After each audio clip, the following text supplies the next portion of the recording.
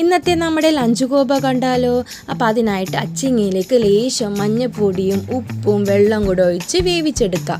ഇനി ഒരു കൈപ്പിടി കൊച്ചുള്ളി നല്ലപോലെ ചതച്ചെടുക്കുക. കടായി ഇവിടെ ചൂടായിട്ടുണ്ട്. ഇതിലേക്ക് വെളിച്ചെണ്ണയും ഒഴിച്ചു കൊടുക്കുക. കടുക് പൊട്ടിയതിന് ശേഷം ചതച്ച് വച്ചിരിക്കുന്ന കൊച്ചുള്ളിയും പിന്നെ നമ്മുടെ കറിവേപ്പിലയും കൂടി ഇട്ട് നന്നായിട്ട് വഴറ്റി കൊടുക്കുക. കൊച്ചുള്ളിയെല്ലാം വാടിയതിന് ശേഷം ഇതിലേക്ക് ലേശം മഞ്ഞൾപ്പൊടി, മുളക് പൊടി, കൊല്ലമുളക് ചതച്ചതെല്ലാം കൂടി ഇട്ട് നന്നായിട്ട് വഴറ്റിയെടുക്കുക. അപ്പോൾ പൊടികളെല്ലാം മൂത്തതിന് ശേഷം നമ്മുടെ അച്ചിങ്ങ ഇട്ട് കൊടുക്കുക. നന്നായിട്ട് വഴറ്റിയ ശേഷം നമ്മുടെ അച്ചിങ്ങ മെഴുക്ക് വരട്ടി ഇവിടെ റെഡി ആയിട്ടുണ്ട്. ഇനി നമ്മുടെ ലഞ്ച് കോംബോ കാണണ്ടേ?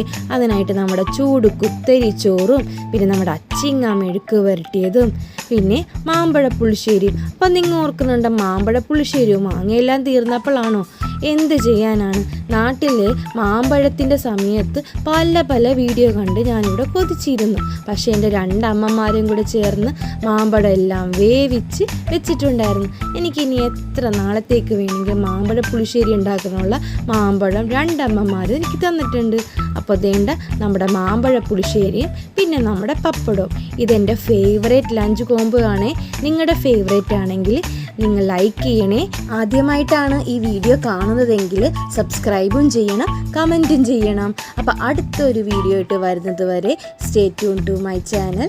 ഞാനും എൻ്റെ ആളും.